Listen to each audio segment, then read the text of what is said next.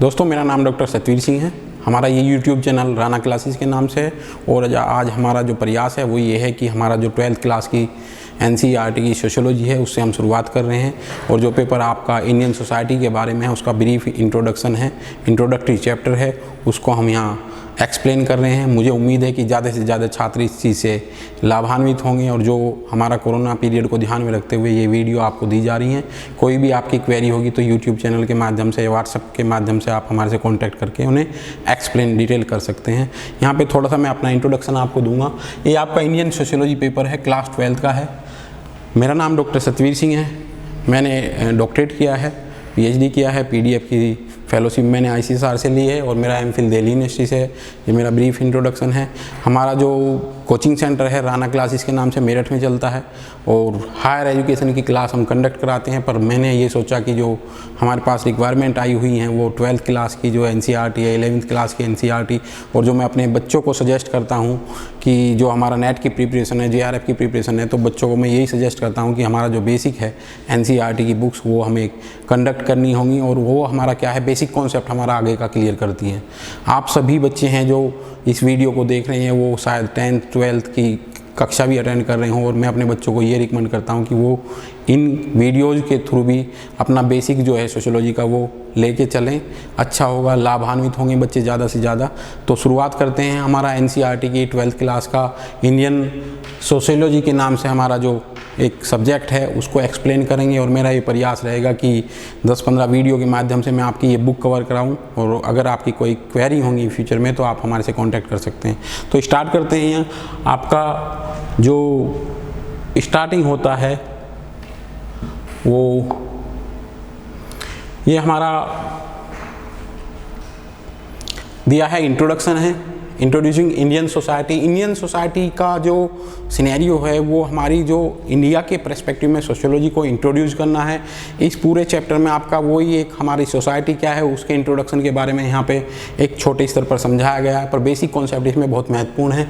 इसमें जो हमारा है, sociology is unlike any other subject that have you may have studies. यहाँ पे इस लाइन के थ्रू NCERT की जो आपकी पूरी ये बुक है उसमें जो सब्जेक्ट लिए गए हैं, ये हमने टाइटल वहाँ से उठाए हैं, आपके वर्ड वहाँ से उठाए हैं, इसके थ्रू आपको पूरा चैप्टर एक्सप्लेन होने वाला है।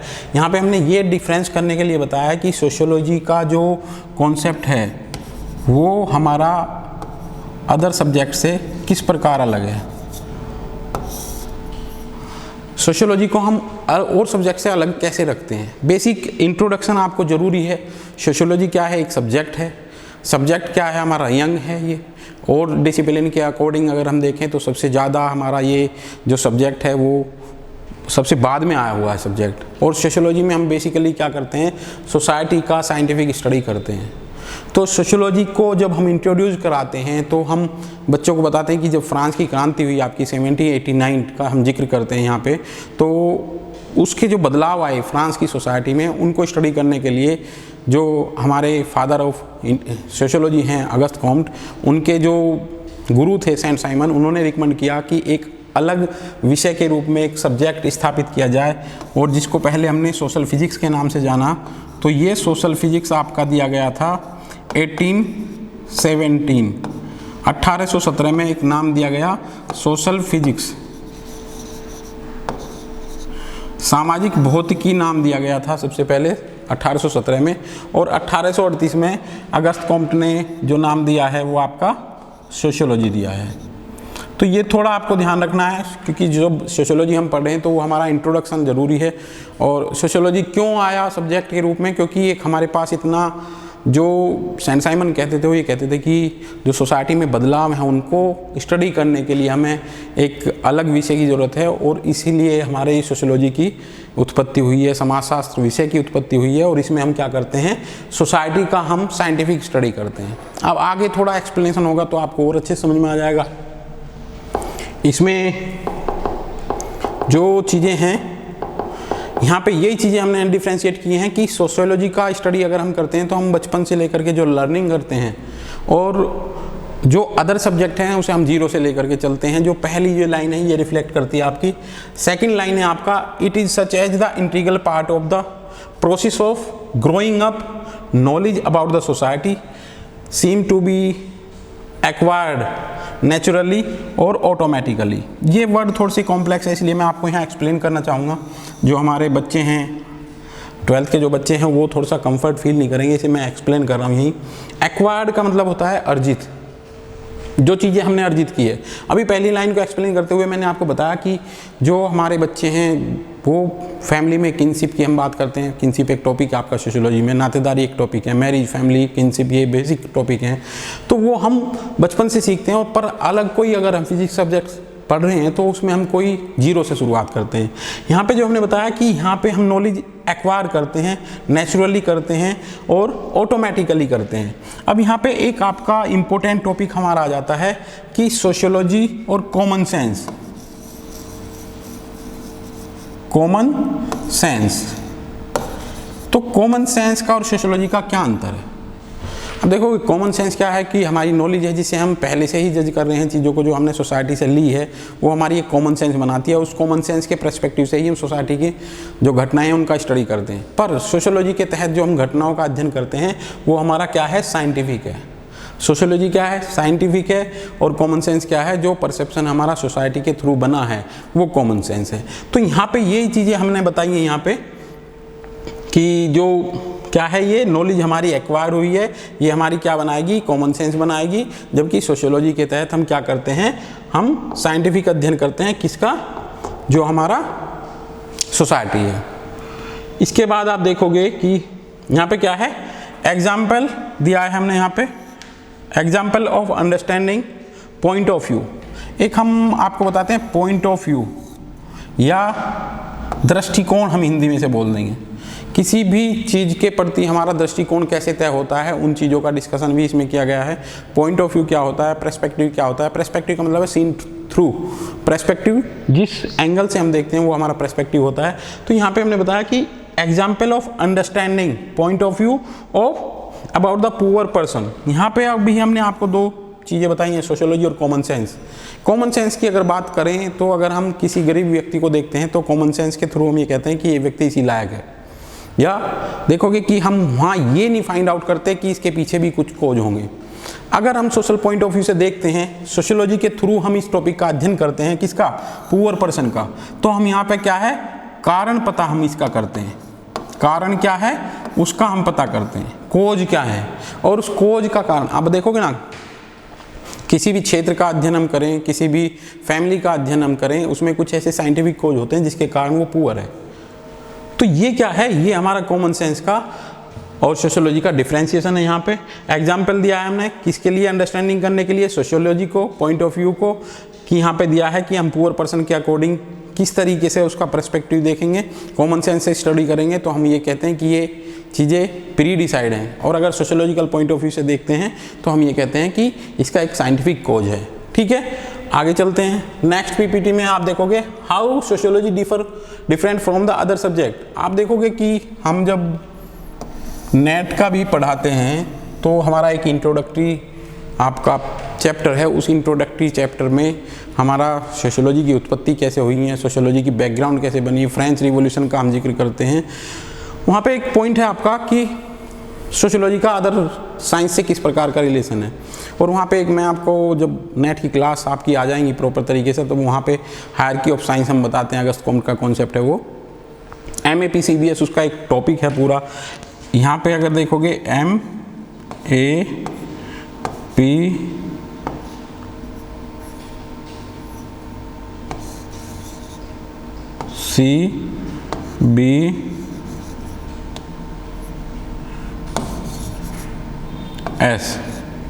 ये आपका हायरार्की ऑफ साइंस का क्या है? कोड है।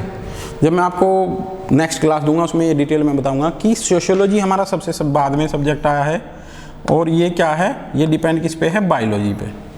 तो यहाँ पे हमने बताया कि अदर सब्जेक्ट से किस प्रकार का रिलेशन है। अगर हम सोशियोलॉजी पढ़ते हैं तो वहाँ की कल्चर की हम बात करते हैं, इकोनॉमी की बात करते हैं, पॉलिटी की बात करते हैं, तो ये क्या है? अदर साइंस से सीधा सीधा कोरिलेट करती है।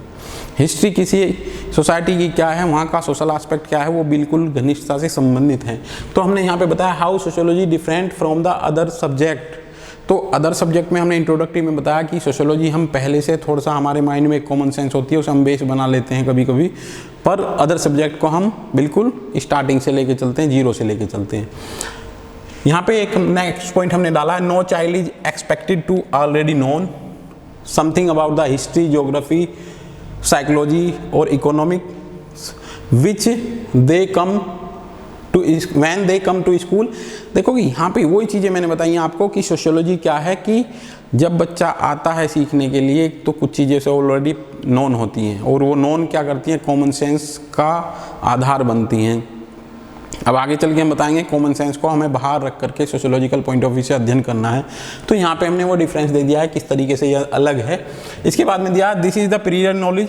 जो प्रीयर नॉलेज का मतलब ये कि जो ये हमारे माइंड में ऑलरेडी एक इमेज बनी हुई है, familiarly with the society is both an advantage and as a disadvantage for sociology. यहाँ पे क्या है, उस कॉमन सेंस का एडवांटेज भी है और डिसएडवांटेज भी है। इसको मैं थोड़ा हाईलाइट करके आपको समझाऊंगा। एडवांटेज क्या है, कभी कभी मैंने बताया बेस बना लेते हैं हम, पर कॉमन सेंस क्या करती है, हमें बायस स्टडी कराती है वो। तो ये क्या है, डिसएडवांटेज है किसके लिए, सोशियोलॉजी के लिए। अगर आपको as a sociological point of view से स्टडी करना है तो आपको उससे आउटसाइड आकर के स्टडी करना होगा। आप देखोगे किसी ग्रुप की अगर हम स्टडी कर रहे हैं और उस ग्रुप के हम मेंबर हैं तो हम पहले से ही बायस हैं और वहाँ का हम जो स्टडी करते हैं वो साइंटिफिक नहीं होता है। The discipline that the study society, sociology में हम बेसिकल जो स्टडी करते हैं, साइंटिफिक स्टडी करते हैं किसकी, सोसाइटी की। The disadvantage of the, disadvantage क्या है इसका, the disadvantage is that this prior knowledge can be a problem. ये क्या है, हमारी बायस हो सकती है जब हम रिसर्च को पढ़ाते हैं सोशियोलॉजी में। तो अगर जो रिसर्च करने वाला बंदा है वो क्या होगा, अगर बायस होगा तो हमारी एक्चुअल स्टडी नहीं होती है। मुझे उम्मीद है कि आप लोग थोड़ा समझ रहे होंगे कॉन्सेप्ट और ये आपको समझ में आएंगे और आपको हेल्प रखेंगे कि आपका चैप्टर में अच्छे तरीके से ये कवर करें। नेक्स्ट है आपका, in order to learn sociology we need to unlearn. अभी मैंने आपको बताया कि जब हम सोशियोलॉजी पढ़ते हैं तो हमें कॉमन सेंस से बाहर आना होगा। हमारा माइंड किसी भी रिगार्डिंग जाति के प्रति, धर्म के प्रति, जेंडर के प्रति बायस ना हो। अगर अब वो बायस है तो वो क्या हमें एक जो प्लेटफॉर्म देता है वो उसके ऊपर हम सोचते हैं तो वो क्या है, वो गलत है। अनबायस होकर के हमें स्टडी करना है घटना का तो वो साइंटिफिक स्टडी होगी जो सोशियोलॉजी की एक मेन फीचर है। ठीक है, इसके बाद में है नेक्स्ट आपका unlearn what we already known about the society. जो हम सोसाइटी के बारे में पहले से जानते हैं उसे हमें सीखे हुए व्यवहार को भुलाना है, तब हम साइंटिफिक स्टडी कर पाते हैं। नेक्स्ट है in fact the initial stage of learning sociology consist mainly of such unlearning.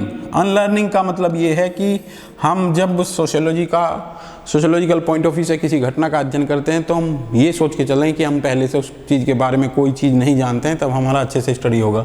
Next है आपका our common sense. Common sense का जिक्र यहाँ आया है आपके इसमें चैप्टर में। कॉमन सेंस क्या है, कोई व्यक्ति है उसे देख करके हम आइडिया लगा लेते हैं कि इस प्रकार का है, वो हमारी कॉमन सेंस है।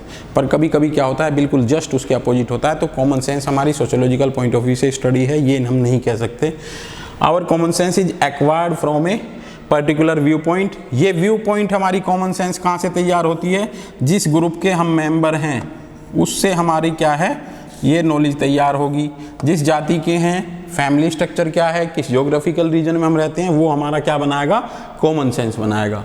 और इसको हम कभी भी सोशियोलॉजी का आधार नहीं बनाएंगे। नेक्स्ट पॉइंट है आपका this is the view point of the social group. यहाँ पे एक आपका आया है ग्रुप, किसका व्यू पॉइंट है, ये सोशल ग्रुप का पॉइंट है। सोशल ग्रुप क्या होता है, ग्रुप को जब हम इंट्रोड्यूस करते हैं तो वहाँ पे हम एक हाईलाइट करते हैं टू और more individual interact each other make social group. ये क्या है, टू और मोर इंडिविजुअल हैं। जब दो या दो से अधिक व्यक्ति, दो हैं आपके बेसिक, दो या दो से अधिक व्यक्ति मिलकर के जब वो अंतःक्रिया करते हैं वो ग्रुप बनाते हैं। यहाँ पे आपको बहुत से टॉपिक में एक्सप्लेन कराऊंगा, क्लास, कास्ट, ग्रुप, आपके बहुत से ऐसे हैं जो मिलते हुए हैं पर इनकी बेसिक फीचर अलग हैं। तो सोशल ग्रुप के पॉइंट ऑफ व्यू से ये है कि जहाँ हम रहते हैं, जिस ज्योग्राफिकल एरिया में रहते हैं, जिस फैमिली में रहते हैं, जिस रिलीजन से बिलोंग कर रहे हैं, जिस जाति से बिलोंग कर रहे हैं, उस जाति के प्रति हमारा एक सॉफ्ट कॉर्नर होता है और हमारा जो अंडरस्टैंडिंग होती है उसी को बेसिस लेकर के चलते हैं। तो जिस ग्रुप के हम मेंबर होंगे वो हमारी मानसिकता का निर्धारण करेंगे। आगे चल करके आप एक टॉपिक पढ़ोगे कार्ल मार्क्स। कार्ल मार्क्स को जब आप पढ़ोगे तो यहाँ पे एक आपका आता है क्लास कॉन्शियसनेस, पूंजीपति और सर्वहारा। किसी भी व्यक्ति की कॉन्शियसनेस उसकी बैकग्राउंड से तैयार होती है, कॉमन सेंस उसकी बैकग्राउंड से तैयार होती है, यही चीज़ें यहाँ पे नोट कराई जा रही हैं। Social group and the social environment that we are socialized into, यहाँ पे एक वर्ड आया है सोशलाइज्ड, और नेक्स्ट वर्ड आएगा आपका सोशलाइजेशन, उसे मैं एक्सप्लेन करता हूँ अभी। आवर सोशल कॉन्टेक्स्ट शेप, हमारा जो सोशल कॉन्टेक्स्ट है वो किससे शेप होता है आपके, आवर ओपिनियन को। आवर ओपिनियन को हमारा सोशल कॉन्टेक्स्ट निर्धारित करता है, हम किस सोसाइटी में रह रहे हैं उसके द्वारा हमारा मत तय होता है, ठीक है। Believe and expectations about society and social relation, हमारी सोसाइटी की एक्सेप्टेशंस क्या हैं उन चीज़ों को निर्धारित करता है हमारा ओपिनियन, भी निर्धारित होता है किसके द्वारा, सोशल कॉन्टेक्स्ट के थ्रू, ठीक है। नेक्स्ट है our unlearned knowledge from common sense usually allowed to us to see only a part of social reality, ठीक है। जो हमारी नॉलेज है पहली, उसको हम आधार ना बना करके जब हम फ्रेश स्टडी करते हैं तो उसको हम कहेंगे सोशल रियलिटी। वास्तविकता कुछ और है और हमारी कॉमन सेंस कुछ और कहती है, इसलिए मैंने आपको सोशियोलॉजिकल पॉइंट ऑफ व्यू और कॉमन सेंस के पॉइंट ऑफ व्यू में दोनों में अंतर आपको पहले ही मैंने आपको बताया है। नेक्स्ट है आपका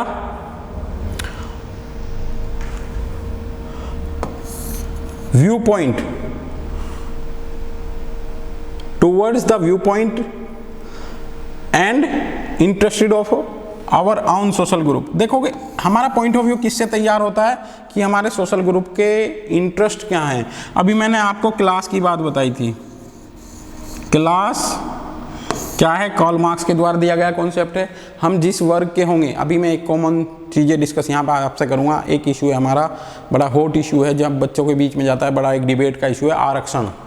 आरक्षण का जब हम बात करते हैं तो आरक्षण का मुद्दा जब छिड़ता है तो आप देखोगे कि अगर आरक्षण की बात करें तो एक बच्चा एससी कैटेगरी से बिलोंग करता है, एक जनरल कैटेगरी से बिलोंग करता है। इसमें कोई कन्फ्यूजन ना करना, ये एससी कैटेगरी है और ये जनरल कैटेगरी। अगर इसके प्रति विचार देखे जाएं तो दोनों के पॉइंट ऑफ व्यू अलग अलग होंगे, क्योंकि ये किस सोशल कॉन्टेक्स्ट की हम बात करते हैं। अगर कोई एससी बच्चा है तो वो आरक्षण के फेवर में बोलेगा, और अगर कोई जनरल कास्ट का बच्चा है वो आरक्षण के अपोजिशन में बोलेगा। तो ये क्या है, सोशल कॉन्टेक्स्ट हमारा पॉइंट ऑफ व्यू तैयार करता है, ठीक है। आज की क्लास ये आपकी इंट्रोडक्टरी क्लास है। कुछ मैंने आपको बेसिक सोशियोलॉजी के बारे में बताया है, आपके ओपिनियन भी हम जानना चाहेंगे और कमेंट बॉक्स में और हमारे व्हाट्सएप नंबर पे आप कांटेक्ट कर सकते हैं। इसके साथ साथ कंटिन्यू आपकी क्लास में डालूंगा 11th 12th की एनसीईआरटी, इसके बाद में बीए और एमए का सिलेबस, और उसके बाद में आपका नेट जेआरएफ की क्लास इस पे कंटिन्यू चलती रहेंगी।